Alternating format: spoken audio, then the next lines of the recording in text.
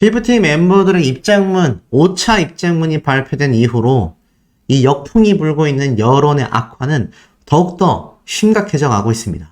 아마 이 피프티 사태를 지켜보고 계시던 많은 시청자분들은요, 이 피프티 멤버들의 입장문을 보고 당최 이해가 가지 않는다 라고 말씀하실 분들 정말 많으실 거라고 생각이 됩니다. 했던 말을 계속하여 반복하고 아무리 설득해도 설득이 되지 않는다. 그러니 전홍준 대표님이 아무리 돌아오라고 외치고 만나서 상의를 해보자, 이야기를 해보자 라고 했었던 그 많은 외침들을 왜 이 멤버들이 그렇게 단호하게 어이없을 만큼 거절을 해올 수 있었는지 그 대목마저도 다 이해가 된다. 이런 반응들이 굉장히 많은 상태이기도 합니다. 자, 실제로 키나가 떠난 피프티는요, 무논리 SNS.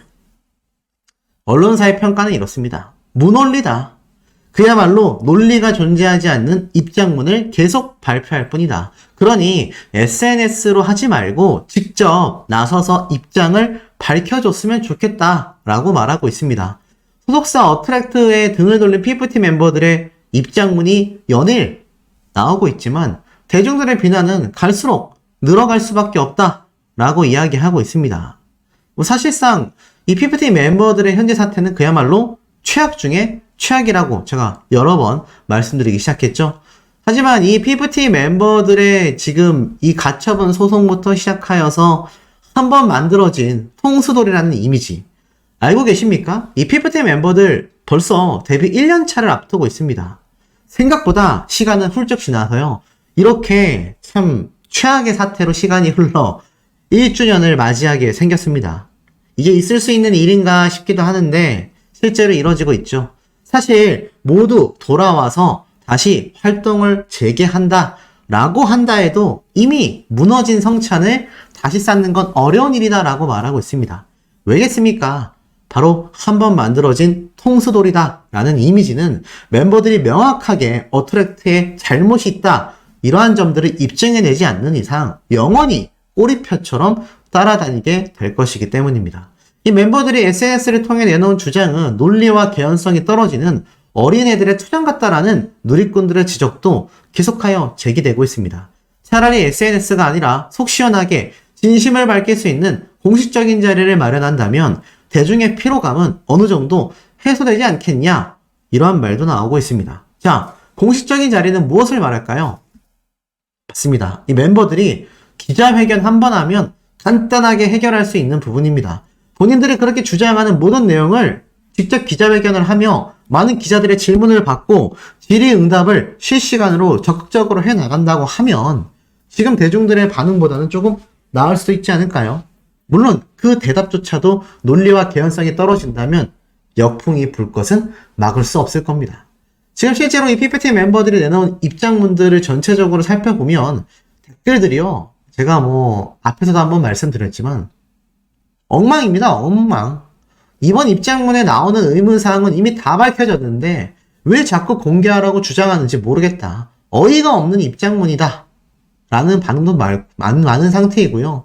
여기에 대하여 찬반 여론이 굉장히 많이 나뉘고 있습니다. 저와 같은 유튜버들의 이야기는 쓰레기다. 엉망이다. 라는 말도 있고요. 아니다. 확실히 근거들은 존재한다. 라고 이야기를 하고 있고요. 이런 엄청난 댓글들이 계속하여 달리고 있고 그 중에서 영어 응원 댓글도 좀 눈에 띕니다. 나는 여전히 당신들을 사랑한다. 이런 해외 팬들의 반응도 있어요. 자, 그러다 보니 어떻습니까? 이런 것들을 하나하나 번역을 해보면 나도 무슨 일이 일어나는지 알고 싶다. 나는 이 아이들이 보고 싶다라는 이야기도 있고요. 또 다른 걸 번역을 해보면 계속하여 이 멤버들에 대해 궁금증을 가지고 있습니다. 모든 게시물들을 좀 번역해서 읽어봐라. 지금 이 입장문에 달리는 SNS 댓글들을 해외 팬들끼리 번역해서 한번 읽어보자. 무슨 일인지 모르겠다. 이거 이렇게 적어서 내면 해외 팬들이 볼 땐 굉장히 어렵지 않습니까? 그래서 댓글 반응을 번역해서 봐라. 라는 이야기도 굉장히 많이 쏟아지고 있고요. 특히 구글에서 검색을 해봐라. 라는 의견도 있습니다. 그런데 문제는 이 와중에 여기에 관련된 사항들을 피프티 멤버들에게 굉장히 유리하게끔 번역해 놓은 트위터나 SNS가 또 이 해외 팬들 사이에서 공유가 되고 있어요. 그래서 지금 많은 누리꾼들은요, 이러한 말을 하고 있습니다. 이렇게 해외에서 국내 사정을 잘 모르는 해외 팬덤이 더기버스로 예상되는 이 뒷배 세력들의 언론 조장 때문에 한국에서 일어나는 현재의 사태와 진실을 직시하지 못하고 그저 어트랙트의 전홍준 대표님이 여전히 피프티 멤버들을 괴롭히고 있다. 이런 오해의 이야기만 끊임없이 쏟아지고 있는 상태다. 뭐 이런 말들도 나오고 있습니다. 자, 그렇다면 이 피프티 멤버들 왜 이렇게 계속하여 5차 입장문까지 내고 있을까요? 누리꾼들은 이제 6차 입장문이 나올 때가 됐다라는 말도 하고 있는 상태입니다. 그런데 이게 5차 입장문이건 6차 입장문이건 우리의 논리성으로는 도저히 이해가 안 되는 글들이죠. 많은 분들이 그렇게 생각하실 거예요.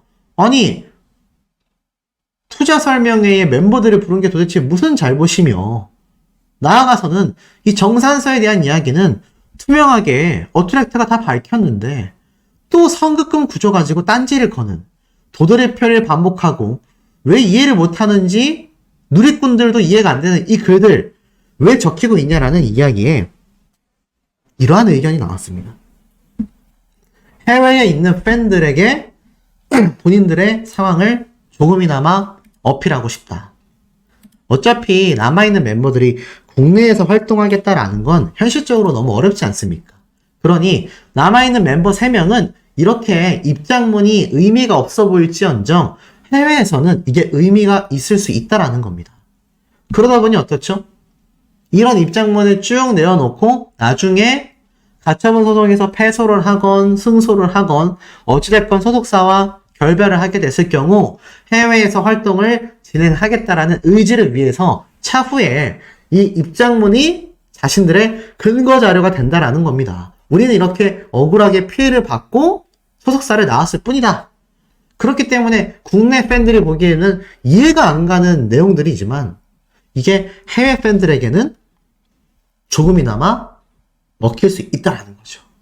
두 번째로 무엇이냐? 이런 황당무계한 입장문을 계속해서 내놓는 이유가 정말 법무법인 다른 측에서 적어준 건지 아니면 멤버들의 주장대로 자신들이 직접 이 입장문을 적어서 제출하는 건지에 대한 의심이 굉장히 많은데 그 의심을 직접 공표한 이가 있습니다. 바로 미친 감성이라고 하는 작곡가분이죠. 상당히 초창기 때부터 이번 피프티 사태를 주목해온 분이기도 합니다. 외삼촌과의 인터뷰를 통해서 또 많은 내용을 널리 알리기도 했던 그분이죠. 근데 이런 얘기를 해요. 혹시 이번 피프티 멤버들의 끊임없이 쏟아지는 입장문 이거 안성희 작곡가가 쓴 거 아니냐 이런 말들까지 나오고 있다는 겁니다. 그만큼 그 내용이 이미 가처분 소송에 다 들어갔었던 이야기이고 나아가서는 이게 아무리 들어도 피프티 멤버들이 조금만 소속사에 대한 생각을 해본다면 이렇게 판단되지 않을 텐데 라는 내용들이 너무 많이 나오고 있다라는 겁니다. 그러다 보니 오죽했으면 이거 아무리 생각해도 이번 입장문들 안성희 씨가 직접 나서서 멤버들에게 입장문을 대필해주고 있는 것 같다. 그런데 결국 보세요. 키나라는 멤버가 지금 어트랙트로 돌아오게 된 결정적인 이유도요. 바로 이 안성희 씨 때문입니다. 그러니까 안성희 씨가 저작권 지분을 옮기지 않았고 학력이 오기재되어 있지 않았다라고 한다면 템퍼링 사태 일지언정 키나라는 멤버도 돌아오지 못했을 수도 있다라는 가설이 세워진다라는 겁니다.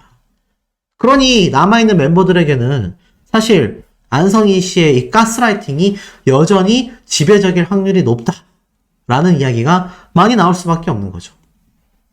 그런데 이 가운데에 이 안성희 씨와 피프티 멤버들을 편파적으로 보도했었던 바로 그것이 알고 싶다. 피프티 후속편 질문에 묵묵부답이다라는 단독 취재가 오늘 낮 시간대에 올라왔습니다. 쭉 내려서 보면 한 가요계 관계자는 그것이 알고 싶다의 파급력과 영향력을 고려했을 때 해당 후속 방송은 꼭 필요하다라고 말하고 있습니다. 추가 취재를 통한 후속 방송을 하겠다라는 입장 이후로 어떤 조치도 없다. 현재 어트랙트가 그것이 알고 싶다의 인터뷰일을 고소하고 멤버 중 한 명이 잘못을 인정하고 소속사로 돌아오는 등 그들의 입장을 우호적으로 보도한 그것이 알고 싶다에 대한 불신은 오히려 반대적으로 더욱 커져가고 있다는 거죠. 그러니 이 사태가 더 늦어지기 이전에 공식적인 입장을 밝힐 필요가 있다는 겁니다.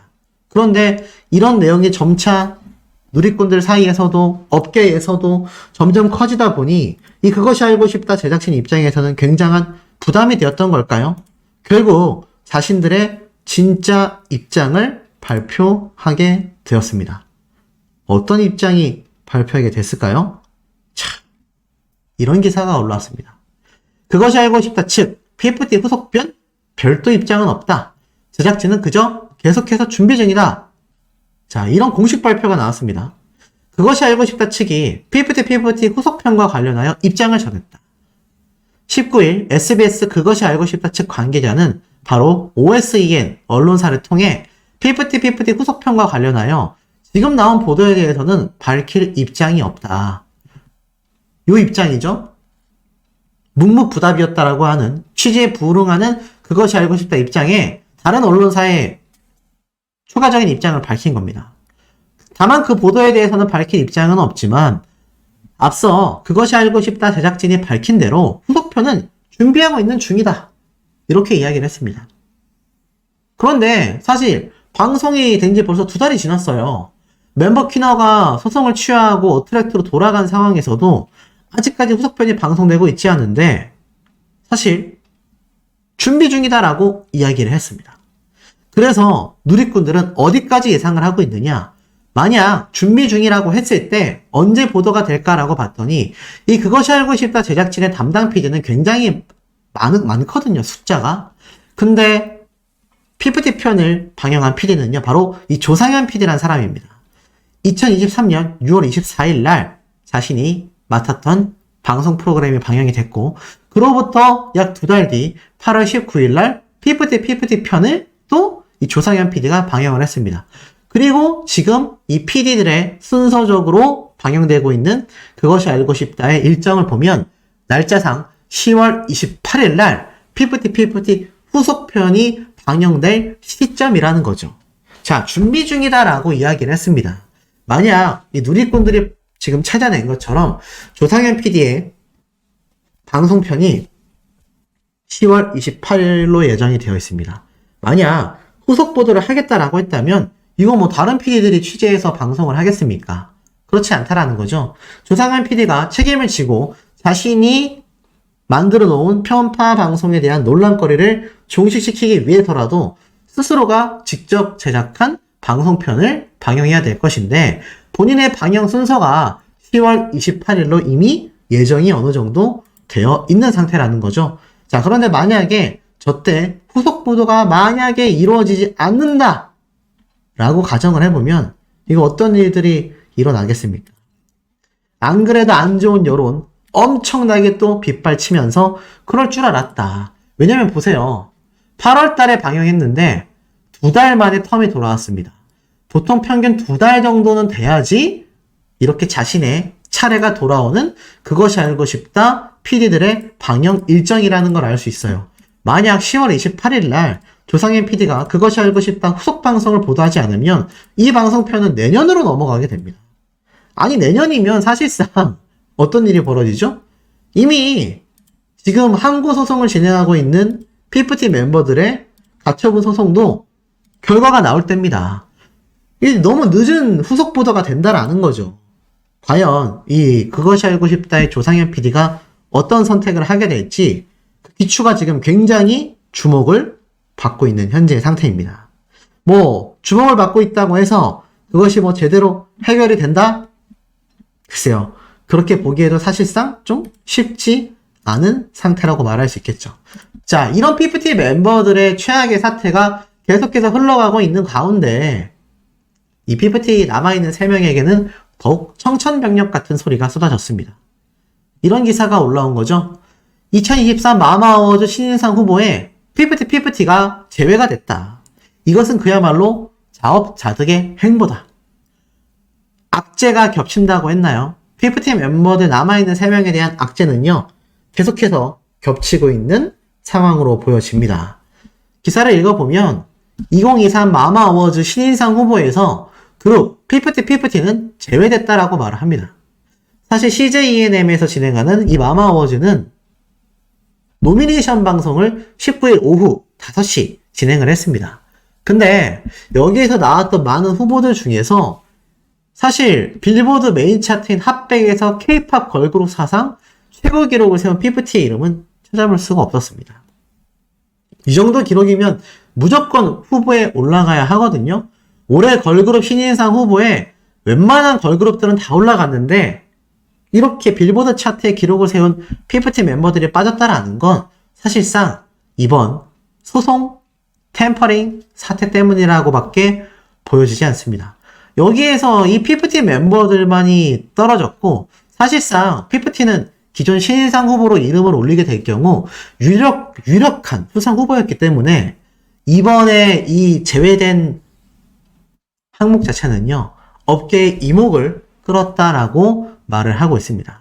결국 자업자득의 모습으로 본인들의 신인상까지 놓치게 되어버린 피프티 멤버들의 사태라는 거죠. 지금 이 멤버들이요, 저런 어린아이들이 부릴 듯한 투정 수준의 입장문을 계속 발표할 때가 아니라는 겁니다. 본인들이 그나마 쌓아왔었던 커리어가 공중분해가 되고 있다라는 거죠. 왜 이 사태를 이 멤버들은 명확하게 인지하고 있지 않은지 개인적으로 참 답답하고 안타까운 생각마저 듭니다. 자, 지금 이 PPT 멤버들의 입장문 정말 누가 작성을 했던 걸까요? 그리고 그것이 알고 싶다 측 과연 후속 보도가 10월 28일 날 이루어질까요? 나아가선 이 PPT 멤버들의 이번 마마어워즈 후보 제외까지 자업자득이 맞다고 할 수 있을까요? 이 시청자분들의 의견 댓글이 굉장히 필요한 상황입니다. 입장문. 근데 댓글들 반응을 한번 볼까요? 과연 댓글들 반응이 이 멤버들을 위하고 있을까요? 자, 이런 말이 보입니다. 아니, 원래 스타크루 ENT 소속이었고 당신들의 활동을 위해 어트랙트라는 레이블을 만들어줬던 거 아니냐.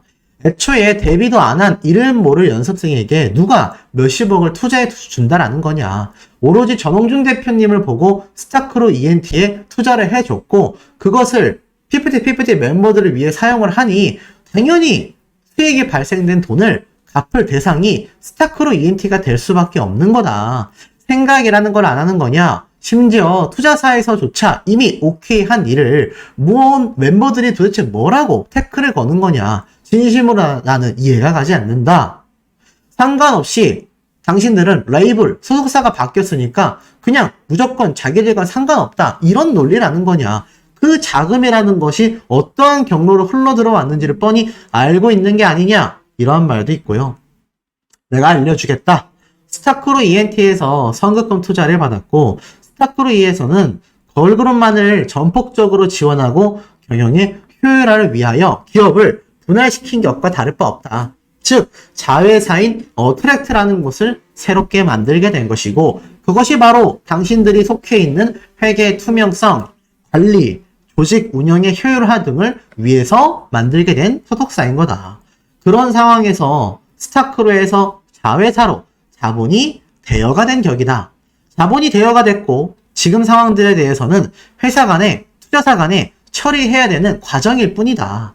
그런데 당신들이 정산해야 될 음만 수익에는 전혀 영향을 미치지 않는다. 당신들이 받아야 될 돈은 선급금, 투자비 이것과는 정산이 아예 관계성이 없다. 소속사의 돈으로 처리가 될 뿐이다. 그리고 수수료가 발생하는 부분을 왜 당신들이 따지고 있냐. 이미 계약을 할 때 소속사와 수익을 배분하는 방식, 정산 방식이 계약으로 체결되어 있는 것이고 기업들마다는 그 수익률은 당연히 차이가 날 수밖에 없다. 만약 당신들이 벌어들이는 수익금을 다 독점할 생각이었다면 직접 당신들이 회사를 차렸어야 하거나 또는 더 큰 대기업으로 갔어야 하는 거 아니냐라는 말도 있고요. 중요한 점은 신뢰와 투명성이라는 말에는 공감을 한다. 근데 계약 관계에 있는 대표와 직접 대화하지 않고 이렇게 숨어서 SNS로 음침하게 이야기를 하는 건 신뢰와 투명성이 있다라고 스스로 생각하는지 정말 진심으로 궁금하다. 이번 입장문에 나오는 의문사항은 이미 다 밝혀진 사실인데 왜 자꾸 추가 공개하라고 주장하는지 알 수가 없다. 유튜브만 열심히 시청해도 다 알 수 있다라는 겁니다. 그러니까 우리 시청자분들은 다 알고 있는 사실을 이 멤버들은 모르세 하고 있다는 얘기죠. 자, 그리고 이와 더불어서 인터파크가 투자한 담보 자체가 PFT가 아니다라고 투자한 당사자가 발표했다. 맞습니다. 인터파크 측에선 전홍준 대표님의 걸그룹 제작 능력을 보고 투자를 한 것이고 PFT라는 멤버들이 만들어진 이후 나중에 곡을 발매하게 되면 전홍준 대표라는 사람이 만든 걸그룹이 노래까지 발매가 되면 조금 더 투자하겠다라는 내용을 안성희 씨와 주고받은 건데 그걸 가지고 와서 자신들을 통하여 빚을 갚은 게 아니냐라는 황당한 주장을 지금 이 멤버들은 하고 있다란 얘기입니다. 결론은 어떻습니까? 만약 이 과정에 있어서 불법이 있었다고 한다면 법적 조치를 밟으면 되는 거 아니냐? 왜 자꾸 투자사인 인터파크를 끌고 와 회사 구조에만 자꾸 관심을 돌리려고 하는지 이해가 되지 않는다. 글을 읽어보니 이건 뭐 소속사 가수가 아니라 소속사의 격리 같아. 이런 말도 있고요. 그런 얘기가 듣고 싶었다면 일단 만나야 하는 건데 계약 해지하는 경우가 아니고서는 만나고 싶지 않다라고 그렇게 주장을 해놓고선 이건 도대체 무슨 경우인지 알 수가 없다. 자, 더불어서 어트랙트와 잘 조율하여 활동했다면 당신들은 전부 다 부자가 됐을 거다. 인기도 엄청났을 거다. 도대체 어떤 이야기를 들었길래 더기버스와 그렇게 엮이게 됐는지 모르겠다. 사람을 그렇게 쉽게 믿어서는 안 된다. 회사를 옮기게 되면 더 파란맨정 해줄 거라고 생각했던 거 아니냐. 당신들은 전홍준 대표를 벼랑 끝으로 모은 것과 마찬가지다. 전홍준 대표 아시다시피 강 위에 다리에까지 올라섰지 않습니까? 삶을 내던지려고까지 정말 최악의 나락으로 빠졌던 것이 바로 전홍준 대표님입니다. 그런데 이번 키나 멤버가 돌아온 걸 받아줬어요. 그런 대표님을 벼랑 끝까지 모은 멤버들입니다.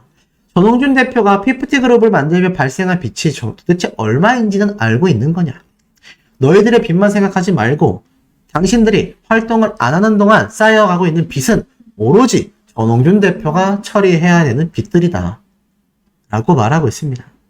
이런 사실을 모른 채 이 PFT 멤버들은 계속해서 흔한 말로 뻘짓을 하고 있는 거죠. 개인적으로 이해가 가질 않고 제가 앞선 영상에서도 말하다 보니 짜증이 난다라고 했는데 많은 분들이 또 공감하신다라고 하셨습니다. 이건 뭐 같은 말을 계속 무한 반복을 해야 되기 때문이죠. 그런데 이 와중에 안성희 씨 행보는 또 어떻습니까? 오늘 공개된 이진호 유튜버의 영상을 보면 아직까지도 안성희 씨에 대한 경찰 조사는 이루어지고 있지 않다. 이렇게 이야기를 하고 있습니다. 심지어는요. 보통 두세 달 사이면 경찰 조사가 이루어져야 하는데 이렇게 미루어진 것 자체가 굉장히 이례적이고 조만간 결국 안성희 씨에 대한 경찰 조사가 진행이 된다고 합니다. 이미 백이사는 조사를 받았지 않습니까? 그래서 안성희 씨 역시 이 조사받는 것에 대하여 신중에 신중을 기하고 있는 상태이지만 정작 이 안성희 씨와 연락이 되고 있는 관계자들은 거의 없다라고 해요. 거의 잠적했다시피 한 상태라고 합니다. 이미 연락이 끊긴 지 오래되었다라고 이야기를 하고 있습니다. 그런 안성희 씨가 제가 말씀드렸던 것처럼 기존 법무법인 화우에서 손절을 당했죠. 법무법인을 교체하게 됐습니다. 그런데 상식적으로 보통 변호사를 교체하게 되면 더 밑에 등급에 있는 변호인단을 선임할까요? 더 위에 있는 변호인단을 선임하게 될까요? 상식적으로 더 승소율이 높으려면 돈을 더 많이 들인다 하더라도 더 높은 위치에 있는 승소율이 훨씬 높은 변호인단을 선임한다라는 건 웬만한 사람들은 상식적으로 아는 부분일 거라고 저는 생각이 됩니다. 그런데 이 안성희 씨는 그러한 행보를 보이지 않았다라는 거죠. 오히려 정반대로 흘러가고 있는 상태라는 겁니다. 제가 방금 말씀드린 것처럼 안성희 씨는 법무법인 새로운 곳을 선임을 했는데 그곳이 바로 아시다시피 윈스라는 곳입니다. 근데 이 윈스라는 곳의 정체를 파헤쳐 보니 참 황당하다라는 반응이 많이 쏟아지고 있습니다. 왜였을까요? 제대로 된 변호인단이었다라고 한다면 아마 이런 반응들 나오지 않았을 겁니다. 자, 그렇다면 안성일 씨가 새로 선임한 변호인단의 어떠한 점들이 대중들이 바라봤을 때 이해가 가지 않는다라고 했을까요? 자, 이 법무법인 윈스라는 곳이 일단 전홍준 대표님이 선임한 법무법인 광장과 비교를 해보면요. 일단 전홍준 대표님의 변호인단의 광장은 변호사 숫자만 무려 531명에 달하고요. 이 변호사 로펌 중에 10대 기업 안에 들어가며 심지어 우리나라에선 세 손가락 안에 들어가는 엄청난 법무법인입니다. 그리고 랭킹은 2위에 랭크가 되어 있어요. 동종업계에서는 거의 1등입니다. 1등. 그리고 안성일 씨가 기존에 선임했던 것이 바로 법무법인 화우입니다. 화우. 근데 이 법무법인 화우 측에서 안성일 대표의 사건을 맡는 것을 왜 부담감을 느꼈겠습니까? 지금 여론도 너무 좋지 않죠. 템퍼링 사태에 대한 증거 의혹들이 언론사를 통해서도 굉장히 많이 쏟아져 있습니다. 그러니 어떻습니까? 이렇게 유명한 손가락 안에 들어갈 만큼 큰 로펌에서 패소할 것이 보인다라고 하면 이거 변호 맡으려고 할까요? 아마 여러분들이라도 피하려고 할 겁니다. 그러면 새롭게 안성일 씨가 선임한 윈스는 몇이냐? 55위입니다. 55위. 정말 극심한 차이를 보여주고 있는 상태죠. 자, 그렇다면 이 안성일 씨가 선임하게 된 이 법무법인 윈스,